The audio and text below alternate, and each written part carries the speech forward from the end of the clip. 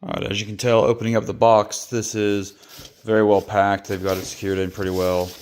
Obviously, it's painted. Inside one of these was the extra nuts and bolts that we're going to need for that. So we'll get this out. Although from the pictures that I saw online, this is pretty much a straightforward bolt-in, nothing easy or nothing too hard for you. Very simple. I could not find any videos or other photos besides the main like 3 they had online. So I really want to just kind of show you guys what it is. And we'll go over a very basic part of the install, just so you guys are looking at it. But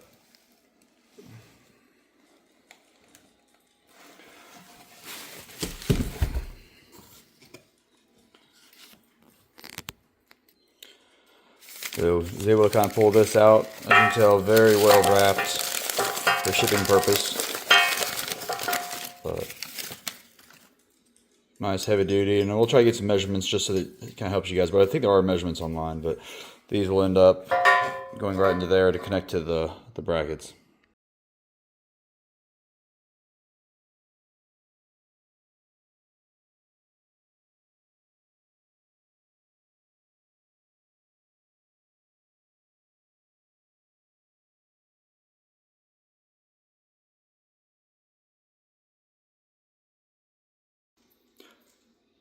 And in the kit, you can tell, comes the bag with all the bolts that we're going to need, and it does come with 2 of those. I've just installed one of them there just to kind of see how it's fitting and everything. But we're going to get this thing put on and see how we can help you guys out to get a little bit better angle that I wasn't able to get before I purchased it.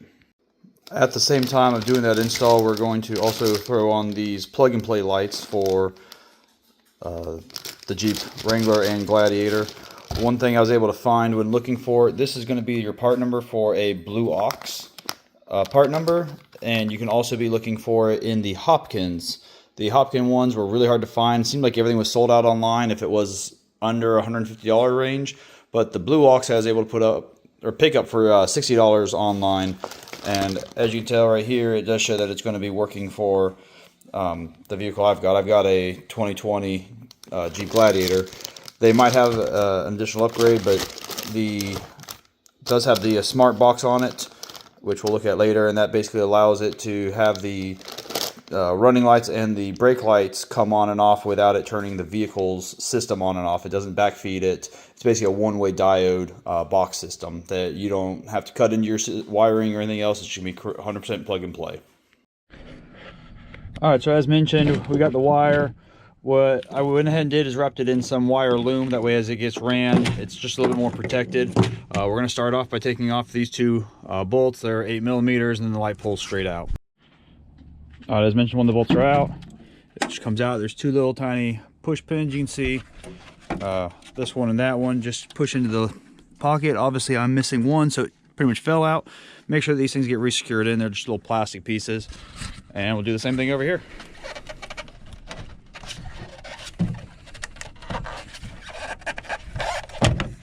There we go.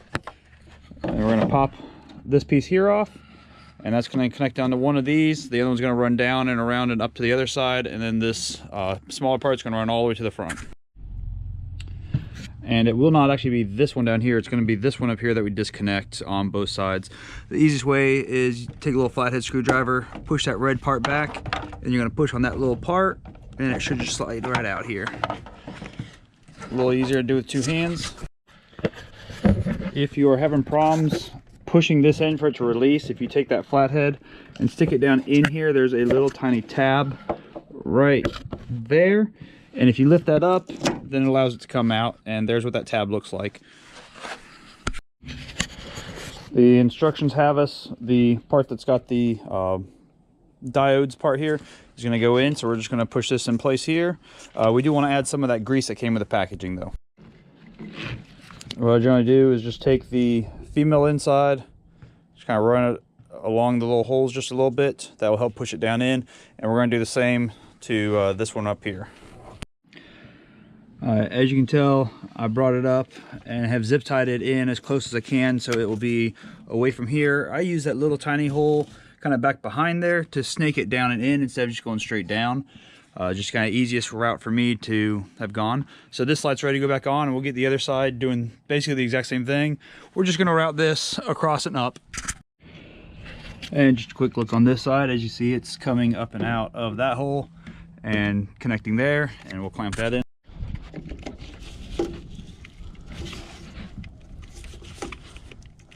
If it's not wanting to clamp back in, just make sure you push far enough. You might have to use the flathead screwdriver again to kind of get down in there and help seat that part down so it doesn't come apart. Also, for those of you that have a Wrangler, we're going to be doing that next on my wife's, and we'll get that in the same video. So kind of showing you guys how the cables go on both vehicles. At this point, we just have all the wire left, and we're going to run this along the frame up to the front, avoiding any exhaust or anything else, using a lot of zip ties. All right, and for those of you with a Wrangler, we're going to show you how to do that also. It's basically the exact same thing, so we're not going to go over all the exact details, but essentially we're going to remove this by the screws and get that same wire ran in and get it zip tied, but you can see just a little bit of difference that does exist. All right, to start on this, right back here, this little tiny panel, we're just going to stick a screwdriver in, pop that off. Inside of that, we're just going to take that out. You can use either the Torx bit or a socket. And once you use the 10mm socket to unscrew that all the way, this is what comes out.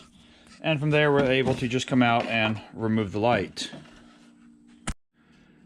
And just like on the other one, we are going to push this little tiny red pin back like that. You should be able to push down here.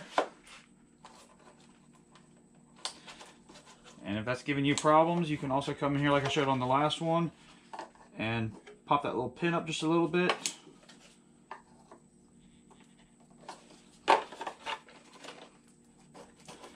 And it pulls apart.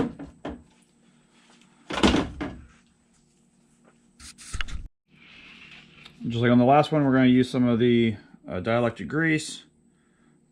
Put it in there. Make sure it gets in all of them. And then just snap these together. Alright, so we've got those two connected. We did have to disconnect this little tiny pin and point from right there. And we've zip tied up here, right here on the top. Get some light on that. And then we've also put a zip tie down there, and these wires will basically push back up in there. So if you guys haven't seen, kind of plenty of space down here to work with.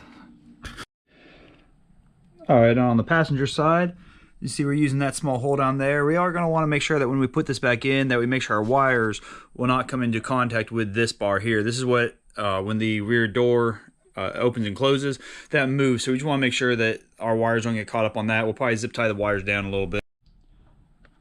Alright, and the last thing you want to do is make sure that your lights are working. So we've got our running lights, we got our brake lights, and we've checked them on both sides. So we are good to go. Alright, so we've got the wire up to this point. Basically, we came along the whole entire rail. I've already had some rock lights wire ran there. Right here, we basically turned and came up, which is where we've got our air compressor down in there. I haven't quite figured out where I'm going to bring it across yet, if I'm going to bring it up on the upper or the lower, just with heat stuff, because I'm moving to the front. So I'm going to go ahead and drop the plate now and go ahead and get the new plate installed so I can kind of figure out where I want this connector to be. Generally, on most vehicles, the plug is going to be on the driver's side, so I'm going to try to figure out somewhere in that mix. I'm just not 100% sure yet where. So it's going to be a 13mm, and you're basically just taking off these bolts here across, and the lower plate, there are instructions, but we'll get it from. Alright, after we took those off, and the lower two, we're going to take these two bolts right here off on both sides, and then this faceplate's going to drop, and we'll reuse the holes on the new part. And it's going to be a size 16.